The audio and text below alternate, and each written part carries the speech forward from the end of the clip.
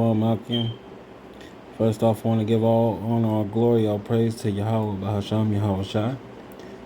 Also, I want to give double honors to the apostles and elders at GMS that showed us this truth that we may be able to uh, preach and teach amongst the brethren for the 100% truth to spread to the elect, or the hopeful elect, Salakia.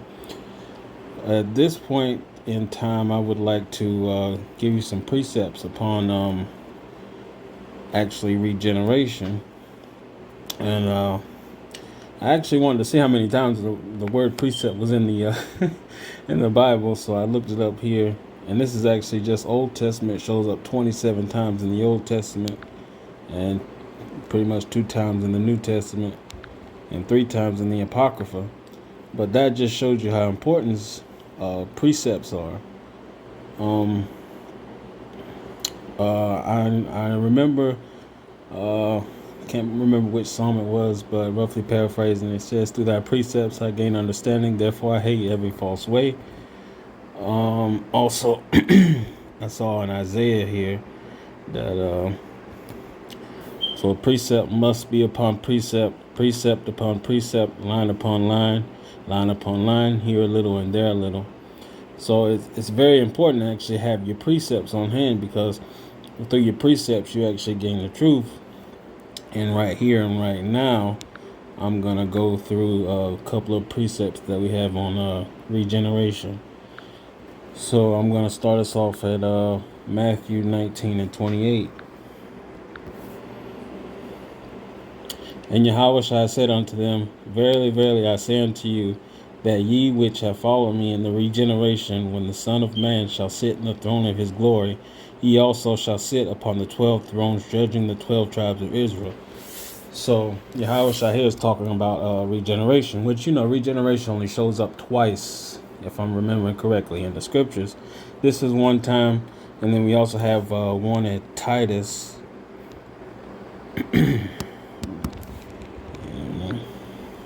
3 and 5.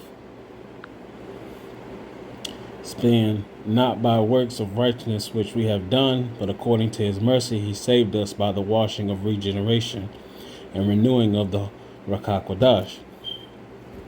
And so we're going to start off at, there's actually a story in the book of John, chapter 9, where there's a blind man.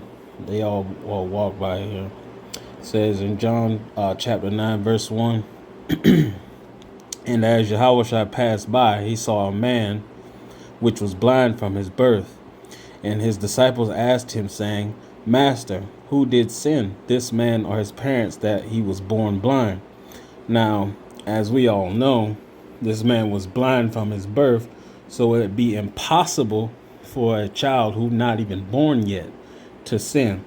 So him at a past life must have sinned, they were asking, or his parents, which we know the parents can, the iniquity of the parents won't be brought upon the son, and I'll bring that precept out later. So they were asking, did this man sin from birth or before birth? And verse 3, Yahushua answered, neither have this man sinned nor his parents, but that the works of the Most High should be made manifest in him. So I'll take you to Exodus 34 and 7.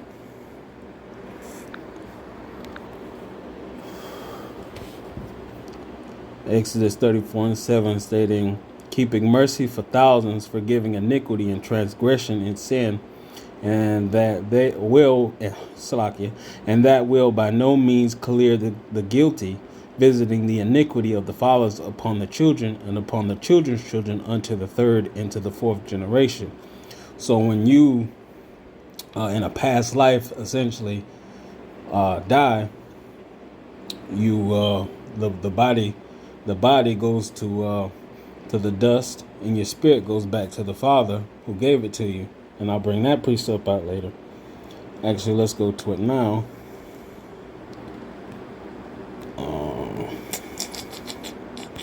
Ecclesiastes 3 and 20, I want to say.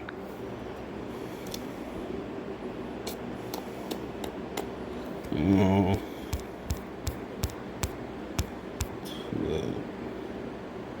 Here it is, yeah, 12 and 7. Then shall the dust return to the earth as it was, and the spirit shall return unto the Most High who gave it.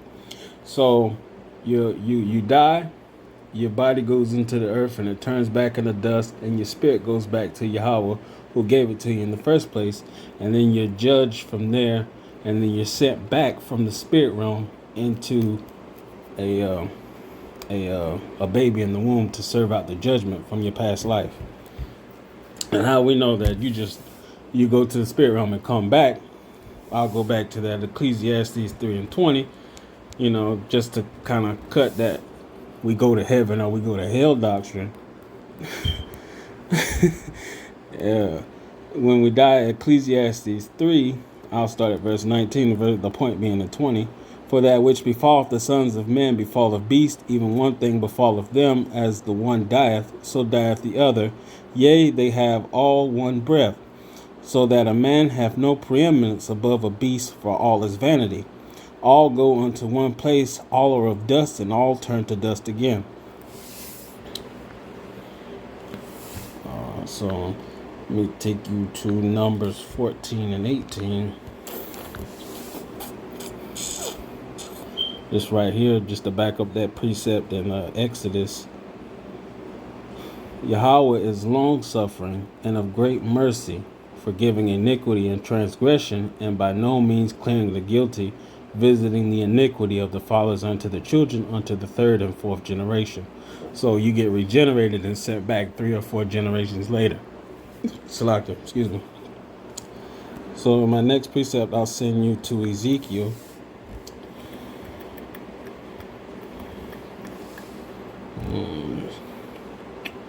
Yeah.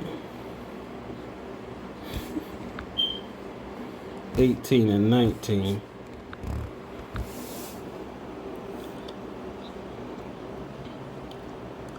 Yet say ye, why?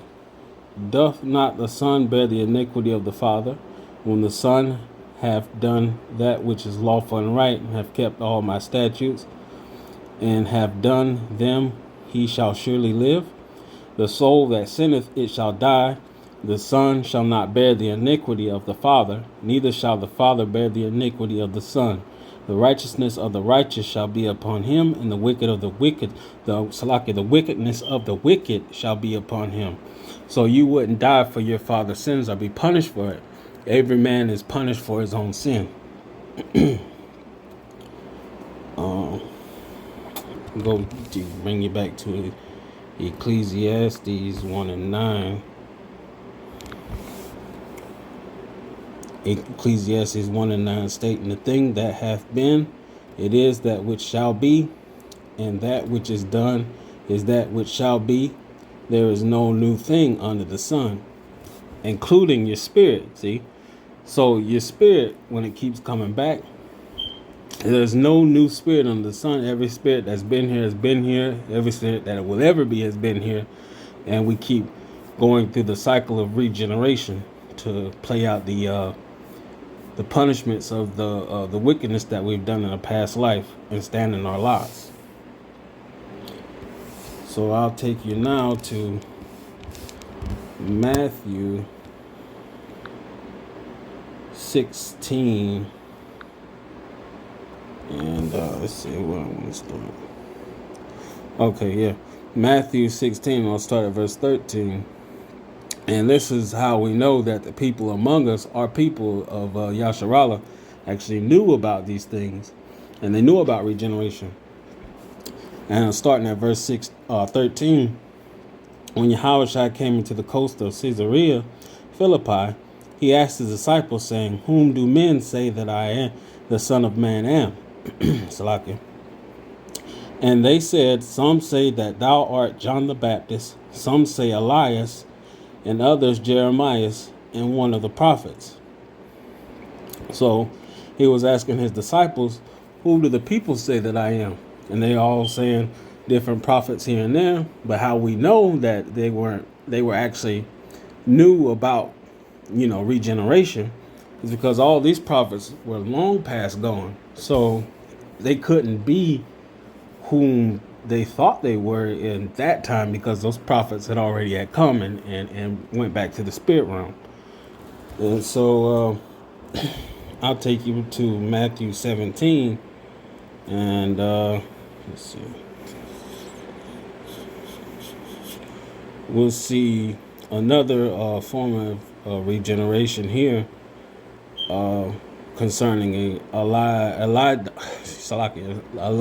the prophet come back as John the Baptist. And we'll start at verse 10. And his disciples asked him, saying, Why then say the scribes that Elias must come first? And Yahushua answered and said unto them, Elias truly shall come first. First come, and restore all things. But I say unto you that Elias is come already, and they knew him not, but have done unto him whatsoever they listed.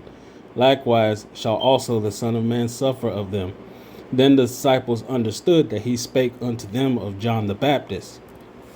And so, see, John the Baptist was the prophet Elijah, because Elijah is supposed to come before Yahushua comes. So let me take you to the book of John 1 and 19, because it's about to show you that even John the Baptist didn't even know that he was Elijah.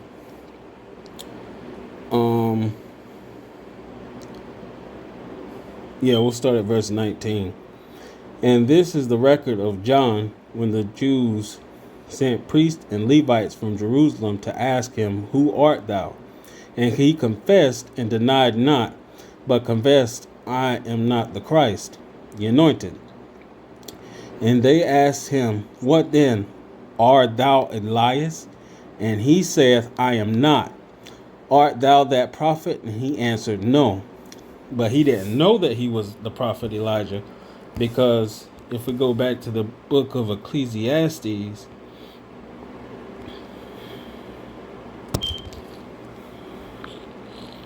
and 1 in verse 11, the reason why he wouldn't know is because there is no remembrance of former things, neither shall there be any remembrance of things that are to come with those that shall come after. And so I'll actually show you when we go back to the book of Matthew, I believe it is 11. Okay, yeah, here we go. Book of Matthew, starting at verse 11, from book 11, he's gonna show you that Yahushua is gonna actually tell you who he is. He says, and we'll get the context here from verse 11. Verily I say unto you, among them that are born of women, there hath not risen a greater than John the Baptist. Notwithstanding, he that is least in the kingdom of heaven is greater than he. And from the days of John the Baptist until now, the kingdom of heaven suffereth violence, and the violent take it by force. For all the prophets and the law prophesied until John. And if ye will receive it, this is Elias, which was for to come. He that hath ears to hear, let him hear. So see, even back then, people wouldn't be able to accept that was John the Baptist, even all the way up to now, because some people even now don't even believe in regeneration, which regeneration is all throughout the Bible. See if I can take you into Ecclesiastes 12 and 7. Ecclesiastes 12 and 7 stating, Then shall the dust return to the earth as it was, and the spirit shall return unto the Most High who gave it. Bring you to Ecclesiastes 3 and 20. Just to show you that there is no places. Another precept to kind of cut that you know people don't go to hell or some other place or get trapped in a realm between realms and, and all this other different nonsense out there. Ecclesiastes 3 and 20 states, all go unto one place, all are of the dust, and also turn to dust again. And just hit you with one last precept here. This is actually a pretty good precept that the brother Matazapa hit me with. Was it yesterday or 2 days ago?